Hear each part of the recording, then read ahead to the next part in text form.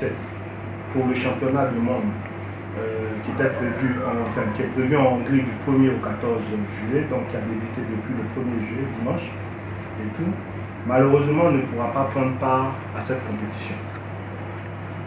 Et nous avons voulu situer les faits qui emmènent à la non-participation de l'équipe féminine junior de Côte d'Ivoire à cette compétition. Les demandes de visa que nous avons introduites auprès de l'ambassade de France afin de pouvoir obtenir le visa d'entrer dans l'espace Schengen pour prendre part à la compétition ont été purement et simplement refusées, ne nous laissant même pas l'occasion d'être en train de pouvoir mener quelques démarches que ce soit. Et donc, ce faisant, la Côte d'Ivoire est obligée de ne pas participer à cette compétition. Comment se fait-il que les visas aient été refusés? Vous avez les passeports devant vous. Les deux motifs évoqués, le premier, c'est que les informations communiquées pour justifier l'obtention et les conditions du séjour envisagées ne sont pas fiables. Deuxième point, votre volonté de quitter le territoire des États membres avant l'expiration du visa n'a pas pu être établie. Nous avons, pour vous situer les faits, avant même d'entamer la procédure de visa, nous avons essayé d'appeler l'ambassade de France. On nous a ramené vers l'adresse email afin que l'on puisse faire un courrier. Donc nous avons fait un courrier à l'ambassade de France pour leur signifier que nous introduisions une demande de visa pour pouvoir aller prendre part au championnat du monde en Hongrie. Nous n'avons pas eu de réponse. Nous avons payé le double des frais de visa. Notamment, nous avons payé la somme de 1 710 000 pour les frais de visa, parce que nous avons dépassé le service mobile des visas ici à la Fédération ivoirienne pour faire l'enrôlement, parce que malheureusement il n'y avait pas de disponibilité pour un rendez-vous au service de visa. Nous avons fait toutes ces démarches. Les passeports qui ont été déposés à l'ambassade de France, notre premier plan de vol était prévu pour le samedi 30, pour un passage par Dubaï et une arrivée en Hongrie. Vous avez ces passeports là qui sont, ces billets d'avion qu'on avait pris, qui sont là. Le vendredi soir, on était encore en train d'appeler l'ambassade de France, notamment le service des urgences, qui nous disait que nos demandes étaient en train d'être traitées. Jusqu'au samedi midi, on était encore en train d'appeler le service d'urgence de l'ambassade de France, qui nous disait que les dossiers étaient en train d'être traités. À notre grande surprise, c'est à 13 h que ce même service des visas, qui nous disait qu'ils étaient conscients de la date de départ, c'est vers 13 h que ce même service d'urgence que nous ne faisons qu'appeler depuis le vendredi jusqu'au samedi 13 h nous informe que, mais monsieur, je vous dis que vos demandes sont en train d'être traitées, vous ne pouvez pas avoir les passeports avant lundi. Et pourtant, l'équipe était réunie, prête pour aller déjà à l'aéroport. On a été obligé d'écrire en urgence à la Fédération internationale pour leur poser le problème.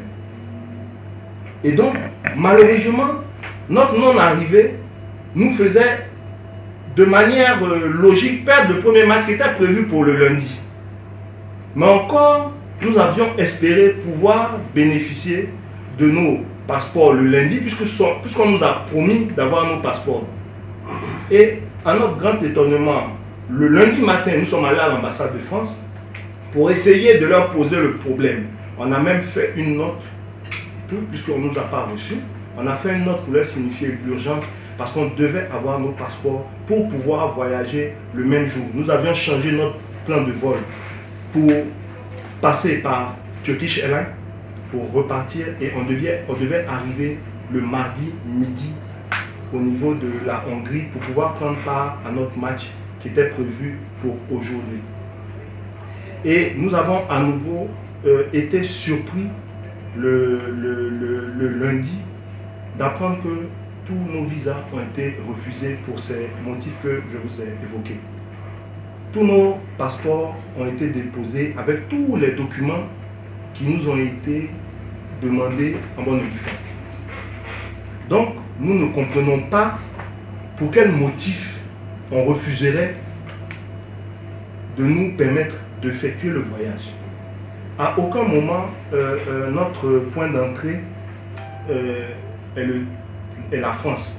Je peux bien comprendre que c'est l'espace Schengen et c'est la communauté européenne, mais je pense même que la Hongrie est encore plus regardante sur les problèmes de migration plutôt que la France. Donc, fort de cela, on a à nouveau écrit au consulat général de France pour leur signifier les problèmes. J'ai moi-même pris la peine d'appeler le consulat général. J'ai eu l'assistante du consul général. Elle m'a demandé de lui envoyer un mail. Je lui ai signifié que, avant même d'introduire nos passeports, j'avais écrit un mail pour leur signifier l'importance et la diligence qu'on leur demandait pour le traitement de nos dossiers. Elle m'a demandé d'envoyer à nouveau un mail. Je lui ai dit, mais j'ai déjà envoyé un mail. Elle m'a dit, sur quelle adresse? Je lui ai donné l'adresse. Elle m'a dit, non, prenez l'adresse. Ça, c'est l'adresse de l'assistant du consulat général. Et j'ai à nouveau fait un courrier et que j'ai transmis à cette adresse. J'ai appelé et elle m'a confirmé qu'elle avait reçu et qu'elle avait transmis le dossier au service de visa. Je lui ai dit, excusez-moi madame, si j'ai fait appel au consulat général, c'est parce que le service de visa a déjà traité nos dossiers. Et ils ont refusé de nous donner. C'est pour cela que je demande un recours et l'intervention du consul général, mais surtout en urgence, parce que nous sommes obligés de voyager forcément hier, mardi, pour pouvoir être aujourd'hui, mercredi, en Hongrie et pouvoir prendre part à notre second match. Et pour cela même, la Fédération internationale a décalé notre match qui était prévu pour 16 h ce jour au dernier match de la journée à 20 h. Mais je vous assure que toutes nos tentatives sont restées muettes. Et donc c'est le cœur meurtri que nous avons été obligés d'écrire à la Fédération internationale pour leur signifier que malgré toutes nos démarches entreprises, nous n'avons pas pu obtenir les visas qui nous permettraient de prendre part à la compétition. Et selon le règlement officiel, les 2 matchs perdus par forfait vous disqualifient d'office pour la compétition. Et là, c'est sans compter les sanctions de la Fédération internationale à venir. Le préjudice causé n'est pas uniquement un préjudice à la Côte d'Ivoire, parce que c'est l'Afrique tout entière qui perd un de ses représentants au championnat du monde. Actuellement, on est en train d'assister à la Coupe du Monde. La grande Allemagne, ancienne championne du monde, a elle été éliminée au bout de 3 matchs. Mais déjà l'hymne national allemand a retenti dans le sol russe au moins 3 fois. Nous avions un minimum de 5 matchs au cours desquels l'hymne national de la Côte d'Ivoire devait être au moins retentir en Hongrie au moins 5 fois. Mais on a été privé de cela. Je ne vous parle même pas du préjudice financier, mais je vous parlerai de la détresse de ces enfants qui, lorsqu'on leur a annoncé qu'ils ne pouvaient pas voyager, ne pouvaient même pas se lever pour rentrer chez eux à la maison. Et nous trouvons que c'est vraiment une injustice qui reste sans précédent. C'est une injustice qui reste sans précédent.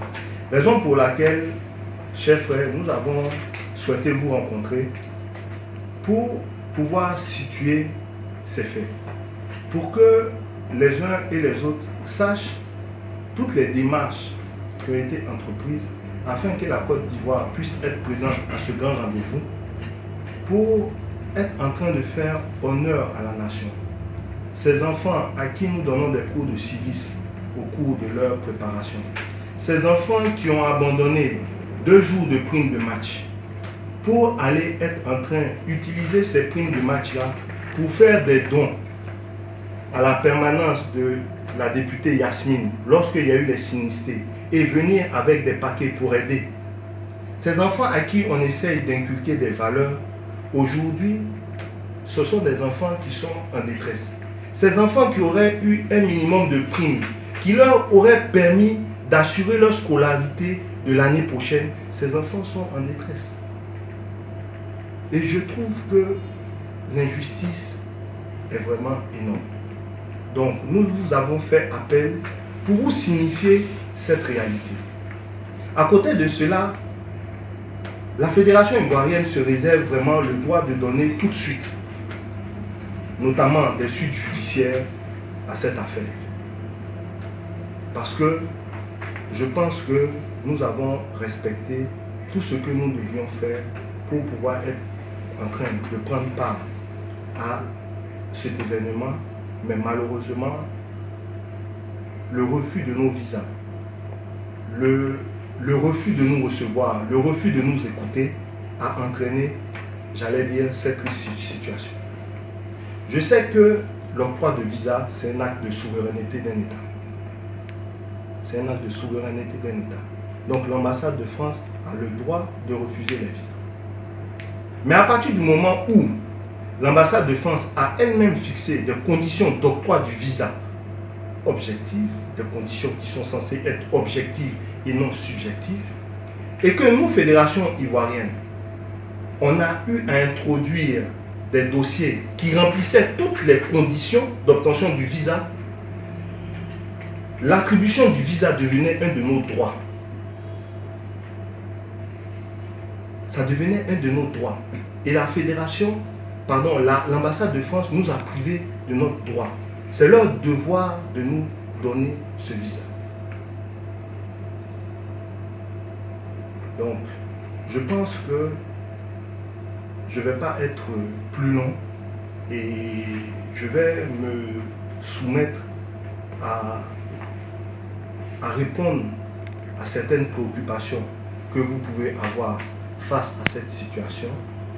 Et comme je dis, c'est une première rencontre que nous aurons et par la suite, nous verrons avec l'évolution de la situation les différentes dimensions que nous devons ou les différentes directions que nous devons prendre. Je vous remercie.